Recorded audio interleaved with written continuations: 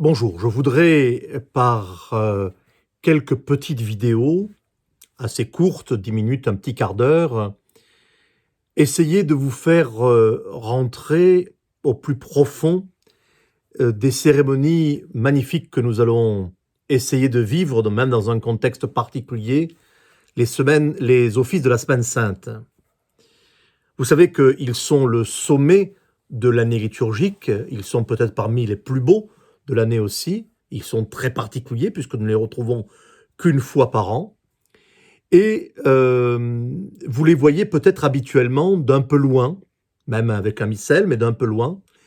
Et cette année, avec le confinement qui nous oblige à célébrer ces offices ici à la maison Padre Pio, et vous à les suivre de chez vous, derrière un ordinateur ou un écran de télévision, eh bien, vous aurez au moins peut-être la chance cette année, si on peut dire, de suivre ces offices d'un peu plus près, et donc d'en voir un peu mieux les cérémonies. J'aimerais vous en donner l'explication et surtout un peu la symbolique, parce que, bien évidemment, ces offices qui sont très anciens dans la liturgie sont très, très riches de symboles.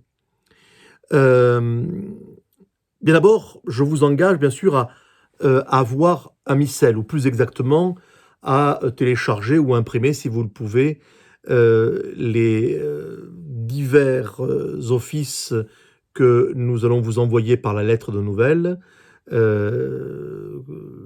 petits documents où vous aurez donc toutes les traductions et toutes les pièces qui seront lues ou récitées durant ces offices de la Semaine Sainte.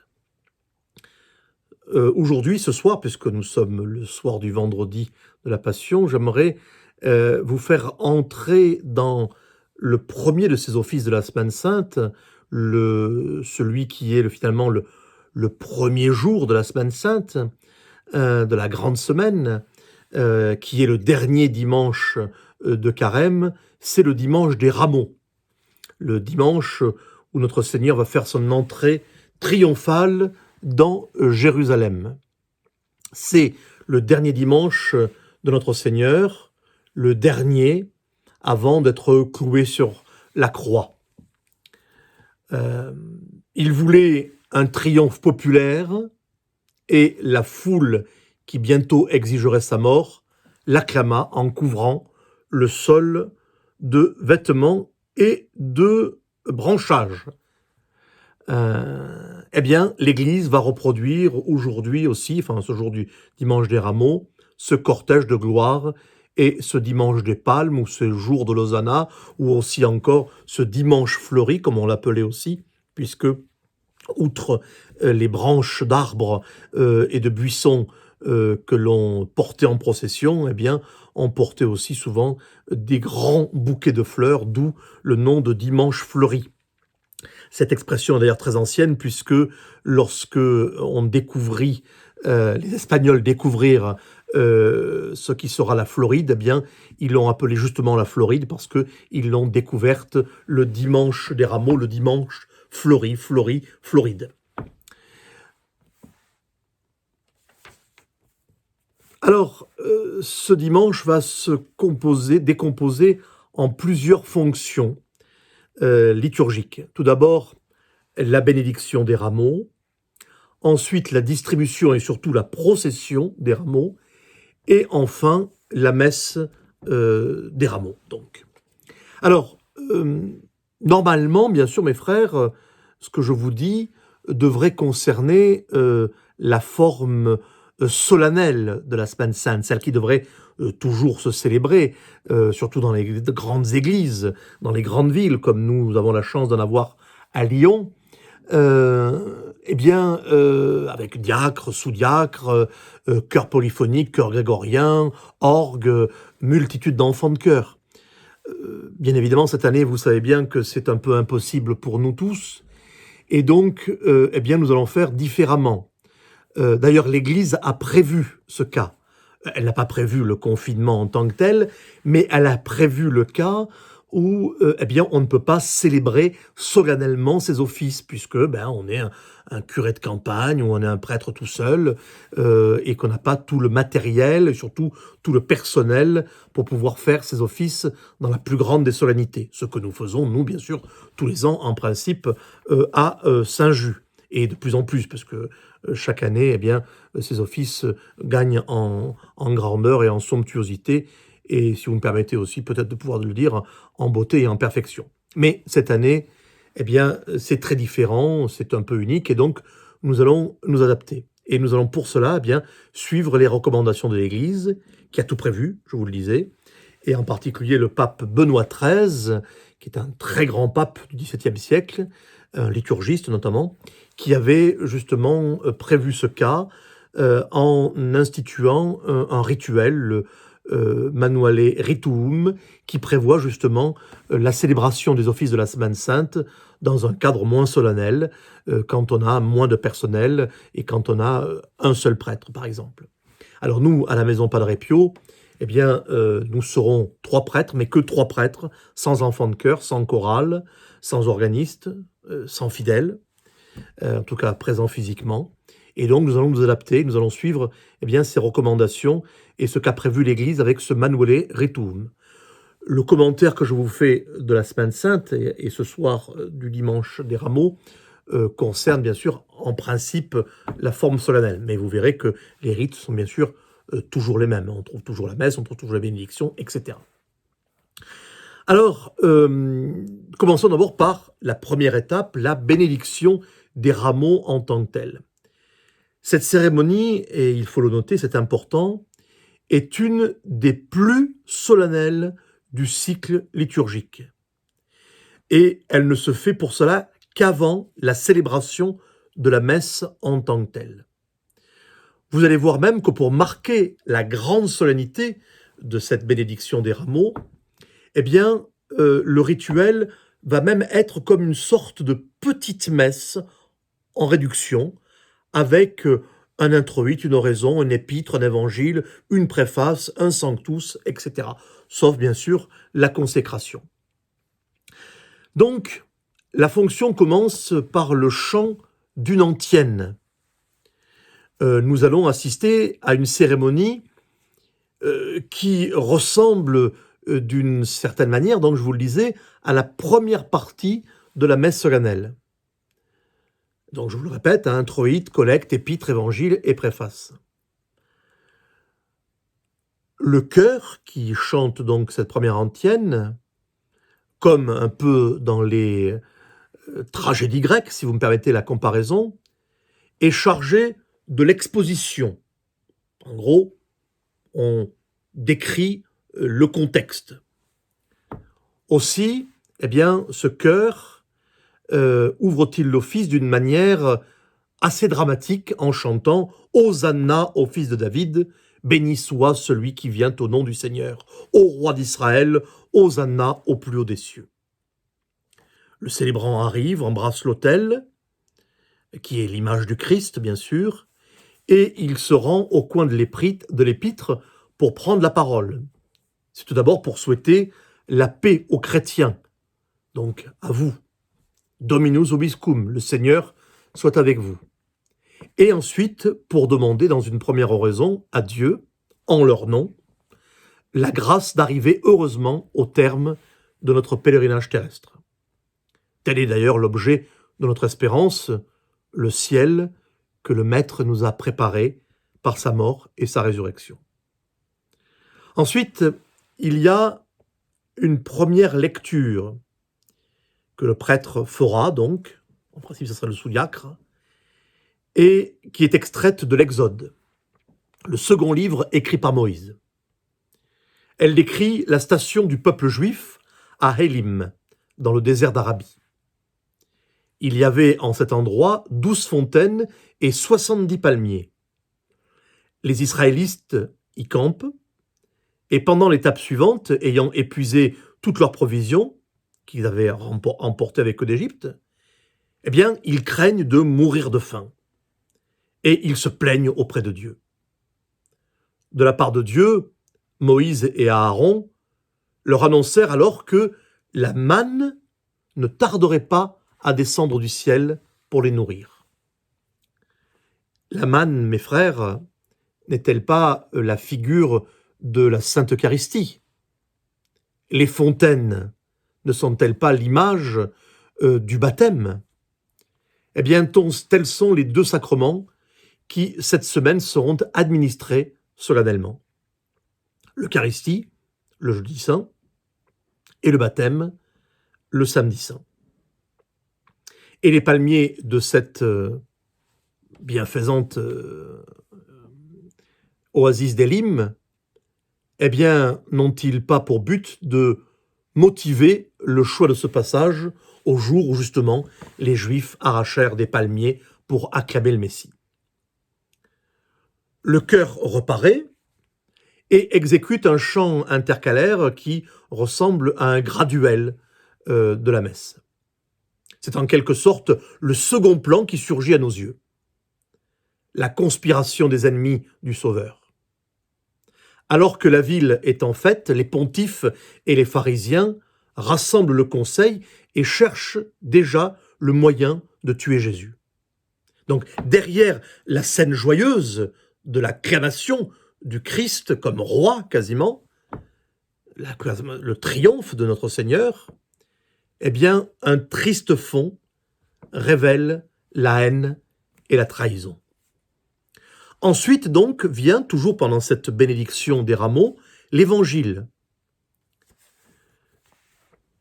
L'Évangile qui est tiré de Saint Matthieu, 21e chapitre, où l'Évangile assez connu, où on voit notre Seigneur rentrer sur une ânesse, on voit l'agitation et les vivates de la foule. Après cet Évangile, eh bien, va arriver l'oraison et la préface consécratoire pour la bénédiction des rameaux. Le prêtre donc chante une oraison qui est liée à la préface par un dialogue exactement comme la secrète est liée à la préface lors de la messe. Le prêtre invoque le souvenir de Noé, à qui la fin du déluge fut annoncée par la branche d'olivier rapportée par une colombe. Puis le souvenir de Moïse campant à l'ombre des palmiers d'Élim. Dans la préface, le célébrant adjure de la façon la plus solennelle toutes les créatures de proclamer le nom du Fils de Dieu en présence des princes et des puissants de ce monde, de louer le Sauveur à l'unisson des anges et de toutes les milices des cieux. Saint, Saint, Saint est le Seigneur, Dieu des armées célestes, etc. Comme nous chantons à la messe, eh bien là aussi, nous chantons en Sanctus.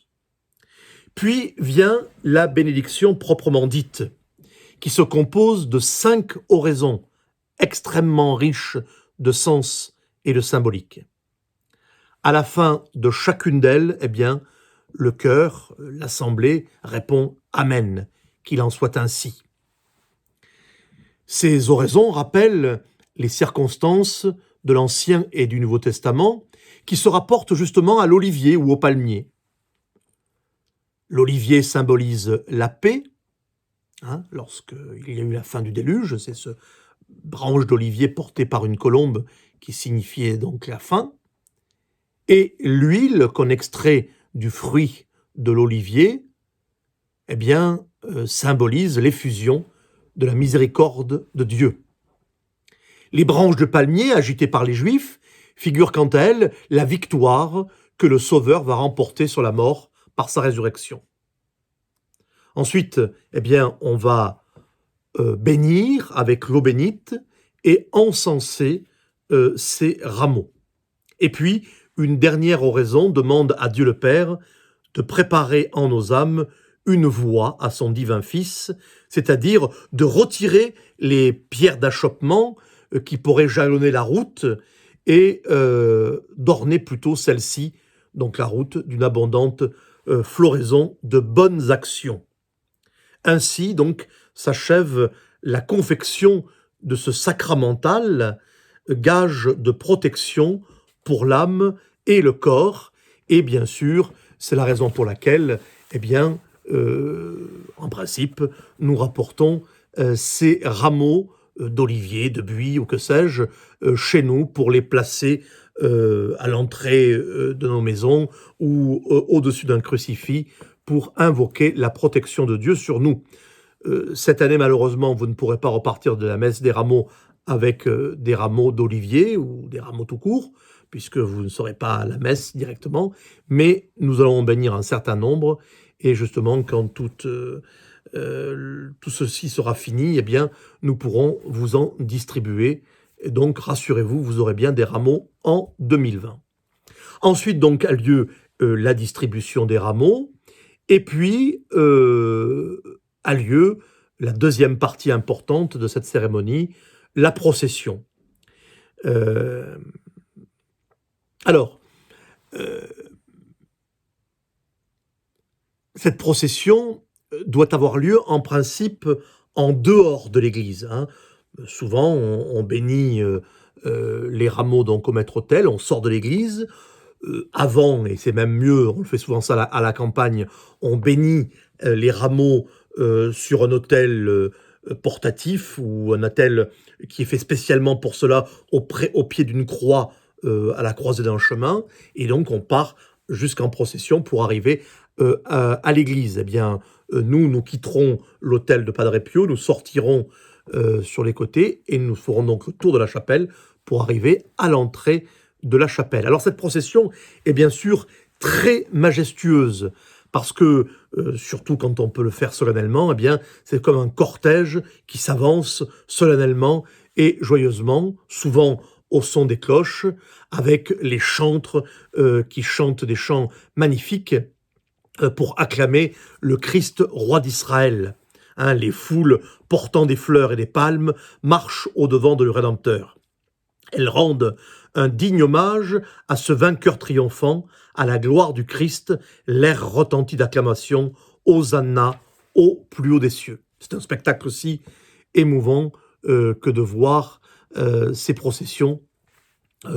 Rappelez-vous, tous les ans, il y a certains frémissements quand cette procession sort sur le parvis de Saint-Just en particulier, avec toute sa solennité. Bon, bien sûr, cette année, nous ne pourrons pas voir ceci, mais nous pourrons nous y venir. Les portes donc de l'église sont fermées et la croix, donc, lorsque la procession est terminée, et quand elle est portée par le sous-diacre ou par quelqu'un, eh bien, elle est à l'entrée de l'église. Cette scène mystérieuse, donc, des portes de l'église fermées, est d'un grand symbolisme, bien sûr. Elle signifie que l'accès du ciel demeure interdit avant la venue du Rédempteur et que le Christ en a ouvert les portes par son sacrifice sur la croix. Donc la croix est à la porte de l'église fermée, et c'est quand eh bien, le prêtre aura, ou le sous-diacre aura frappé avec la hampe de la croix la porte, que les portes s'ouvriront. Mais avant cela, eh bien, il y a un dialogue qui va s'instaurer entre le clergé et la foule qui sont restés à l'extérieur de l'église et un chœur, souvent c'est un chœur d'enfant ou un chœur grégorien qui est à l'intérieur et qui vont eh bien, symboliser le chœur des anges.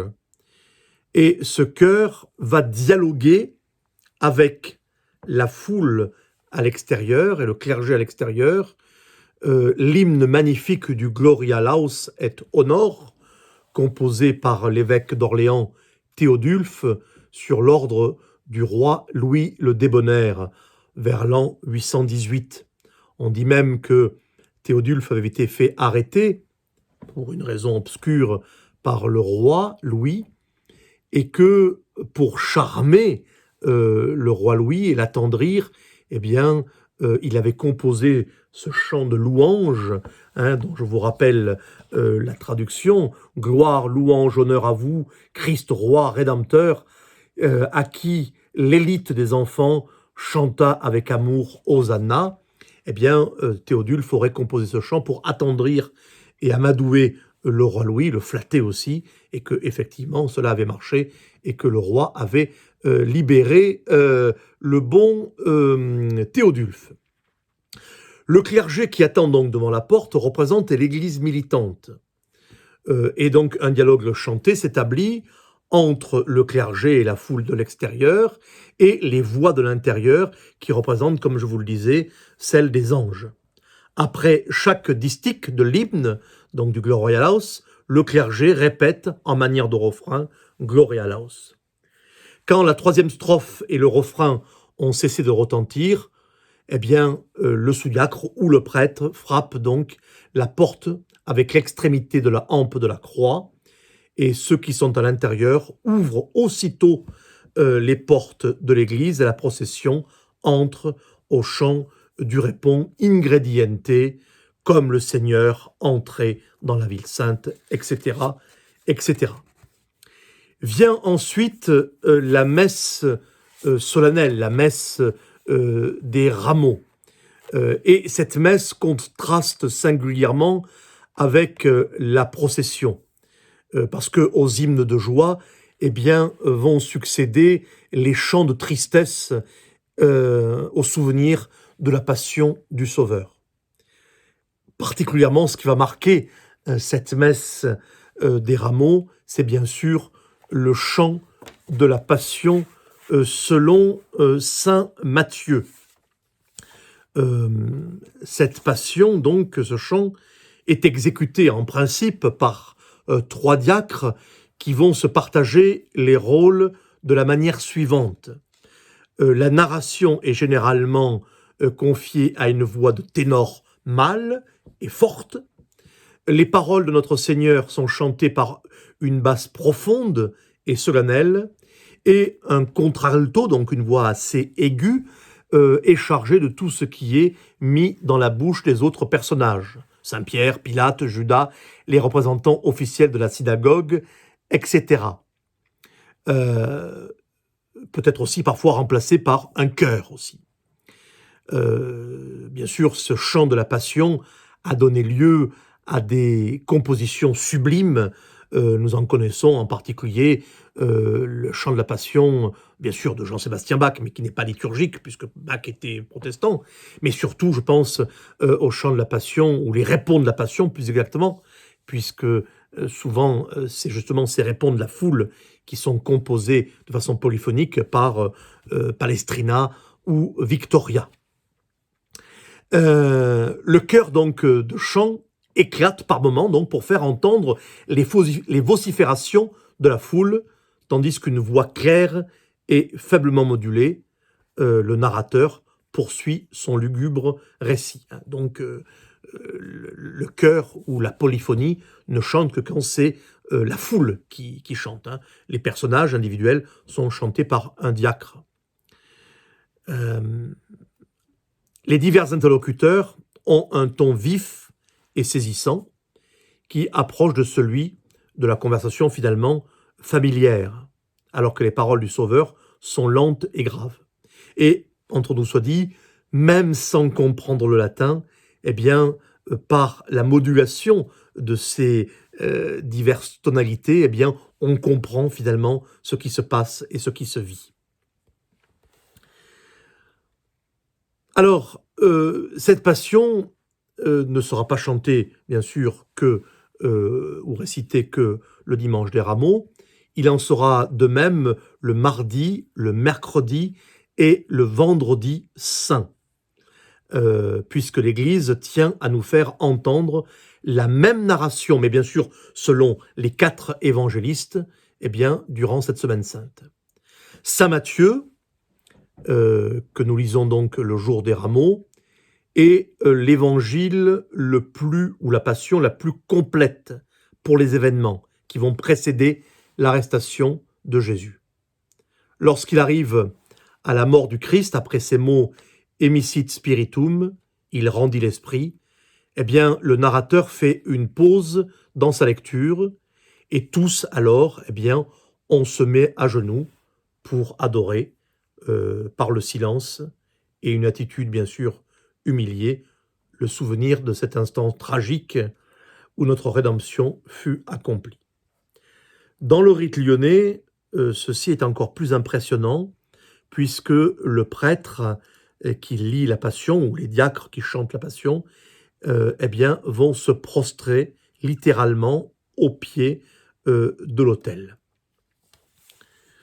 Voilà, après la messe va continuer par un évangile, qui est en plus de la Passion, qui est bien sûr un peu plus court, et puis la messe va se continuer normalement comme une messe dominicale habituelle.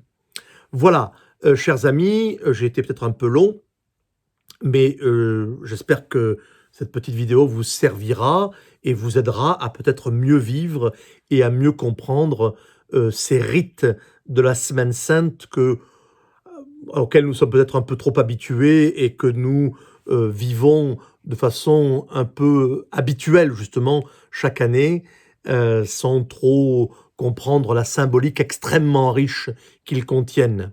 J'essayerai donc de vous faire, à la veille de chaque jour saint, eh bien, une petite vidéo, peut-être un peu plus courte qu'aujourd'hui, pour tout cela, pour vous aider justement, eh bien, à mieux comprendre tout cela et à mieux vivre toutes ces cérémonies magnifiques, extraordinaires, que notre liturgie catholique traditionnelle, toute particulièrement, eh bien, nous donne de vivre, et je vous le souhaite bien sûr de les vivre, même de bien les vivre, malgré l'éloignement de nos lieux de culte. Voilà, bon dimanche des Rameaux, et donc rendez-vous pour le jeudi saint.